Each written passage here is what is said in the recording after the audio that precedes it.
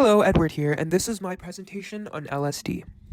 So, general description of LSD. LSD, also known as lysergic acid diethylamide, is a synthetic psychedelic drug, where synthetic means that it is not naturally produced in the human body and has to be ingested. Psychedelic means that it acts on the human nervous system, so it affects the ways neurons communicate with each other. It is, again, non-natural and is stored in fat cells, which is why it is so dangerous, as it can be metabolized at any moment in time after the initial exposure of LSD, and its effects can be experienced throughout the person's lifetime. Its main symptoms include hallucinations and alterations of the senses, which includes altering someone's thinking and judgment, sense of time, and even the emotions. The LSD structural diagram mainly includes the diethylamine functional group, which is this group in the top left, and this diagram doesn't have it, but there are CH3 groups in the top right here. It also has alkene bonds, which is carbon-carbon double bond with 4 hydrogens bonded to it, and these are generally right here. The amide group, there's one amide group in the LSD molecule, and it is a carbon-oxygen double bond with a single nitrogen bond right here, as well as a secondary amide group, which is a nitrogen-hydrogen bonded with 2 carbons.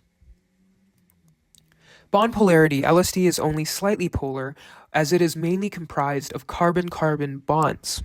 As you can see right here in its 4 carbon rings, there are many carbon-carbon bonds, and this results in an electronegativity difference of 0, which means that most of the LSD molecule is nonpolar. However, there are some bonds on it that are polar, such as the carbon-nitrogen bond right here, the carbon-oxygen bond right here, and the nitrogen-hydrogen bond.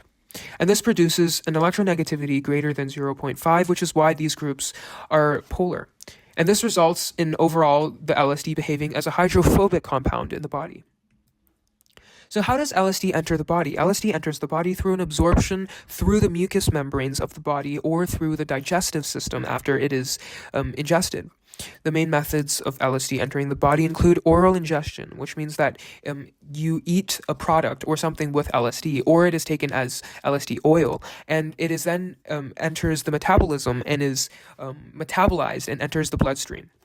Or it is absorbed through the sublingual ingestion, which is the part under the tongue, which has a membrane that absorbs LSD, or buccal ingestion, which is the side of the cheek. So how is LSD transported throughout the body? Well, first it binds to plasma proteins. Because it is hydrophobic, it has to bind to plasma proteins in order to move throughout the bloodstream, as otherwise it would not it would be hydrophobic, so it wouldn't dissolve in the bloodstream. It would have to bind to the plasma proteins. LSD is highly lipophilic due to its diethylamide structure, so it deposits in fat cells. When plasma proteins with LSD reaches the brain, the LSD enters the blood-brain barrier through passive diffusion through the phospholipid bilayer of the brain cells. LSD that is stored in fat cells are released into the metabolism all throughout a person's lifetime, so it can re-enter the bloodstream at any point.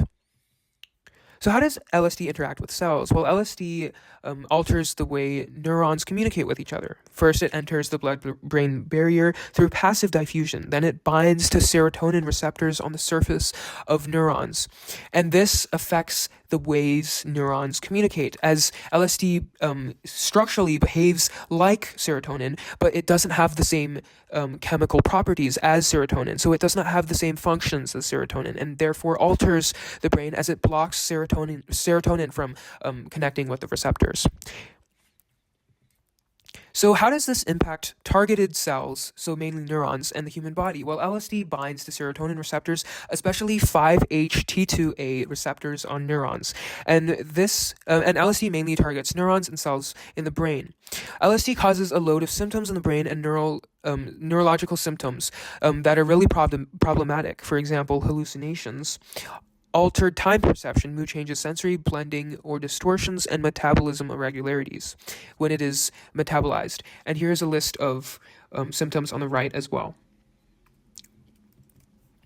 Here's my works cited, and thank you for listening.